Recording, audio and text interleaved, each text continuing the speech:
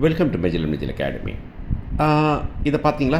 இந்த மாதிரி கடைகளை பார்த்துருக்கீங்களா நீங்கள்? இந்த மாதிரி கடைகளை பார்த்தா வழக்கமாக பொண்ணுங்க தான் அதிகமாக, பசங்க அதிகமாக பண்ணுறதில்லன்னு நினைக்கிறேன்.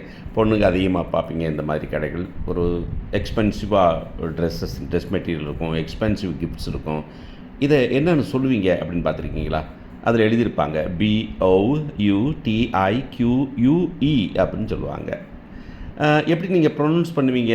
நிறைய பேர் நான் பார்க்குறேன் இதனும் பொட்டி கடை சொல்கிற மாதிரி பொட்டிக் அப்படின்னு சொல்லிகிட்டே இருக்காங்க அப்படிங்கிறது தான் விஷயம். ஸோ இந்த மாதிரி ரொம்ப ஃபேஷனபுள் சமாச்சாரத்தை சொல்லும்போது ப்ராப்பராக சொல்லணும் இல்லையா? அப்போ எப்படி ப்ரொனவுன்ஸ் பண்ணுறது அப்படின்னு பார்த்தீங்கன்னா, இது இப்பு உ இட்டு ஈ இக். தர்ஃபோர் இந்த வாவல் சவுண்டு ரெண்டுமே வந்துட்டு நெடில் சவுண்டு.